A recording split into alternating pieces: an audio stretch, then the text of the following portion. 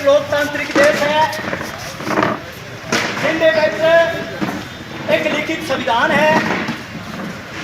साढ़े संविधान दिया सब तो बड़ी महत्ता है कि साढ़े संविधान की प्रस्तावना के एक शब्द लिखा कि भारत एक ऐसा देश है जो धर्मनिरपेक्ष राष्ट्र है। राष्ट्र का कोई भी धर्म नहीं है। राष्ट्र की नजर के अंदर तमाम धर्म सम्मान है और संविधान के अनुच्छेद 29 प्रत्येक भारतीय को इस बात का राइट देता है कि देश का प्रत्येक व्यक्ति अपनी इच्छा और विश्वास के साथ अपने अपने धर्म को मानने के लिए स्वतंत्र है और कोई भी व्यक्ति किसी जाति धर्म मजहब के आधार पर किसी भी धर्म की आलोचना या टिप्पणी नहीं कर सकता। लेकिन दुर्भाग्य इस बात का है कि इस देश के अंदर जब देश की आजादी के लिए देश के नौनिहाल देश को आजाद करने के लिए लड़ रहे थे, उस टाइम उन लोगों ने यह नहीं देखा कि मेरी जाति क्या है, मेरा मजहब क्या है। उन लोगों ने सिर्फ ये देखा कि हम भारतीय हैं, हमारी भारत माता जो है गुलामी की जंजीरों से जकड़ी हुई है, इसको ब्रिटिश मुल्क से आजाद कराना। सांझी साधतें दी और इस सपने के साथ कि आने वाला जो कल होगा आज सांझी सादत देंगे तो ये सांझी विरासत होगी। शहीद आजम भगत सिंह यह अशफाकुल्लाह खान का देश है जिन्होंने भरी जवानी के अंदर 23 से 27 साल की उम्र के अंदर अपनी भरी जवानी देश के नाम कर दी।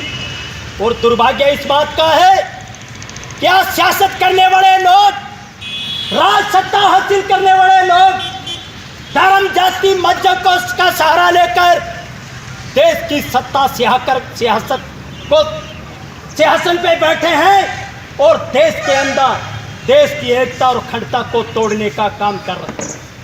हालात बड़े गंभीर हैं कि आज देश के अंदर भाई भाई को लड़ाने का काम किया जा रहा है और संवैधानिक पदों पे बैठे लोग अपनी गरिमा को छोड़ चुके हैं। वो भूल चुके हैं कि हम किसी सूबे के सीएम हैं, हम पार्लियामेंट के मेंबर हैं और हमारे सामने अगर इस तरह के बयान दिए जाए जो धर्म आधारित बयान हो, किसी मजहब को टारगेट किया जाए, किसी मजहब को इस तरह से टारगेट किया जाए कि जिससे उनकी धार्मिक भावना को ठेस पहुंचे, तो हम कह देना चाहते हैं ये हमारी बर्दाश्त से बाहर होता जा रहा है।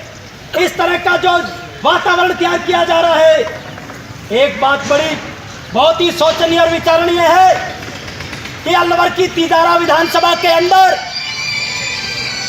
वर्तमान सांसद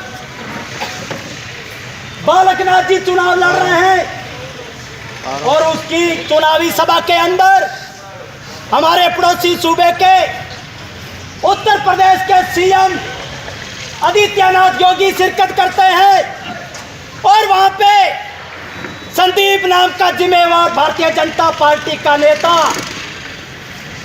यह कहता है कि आने वाले समय के अंदर गुरुद्वार और मस्जिदें नासिर बन जाएंगे।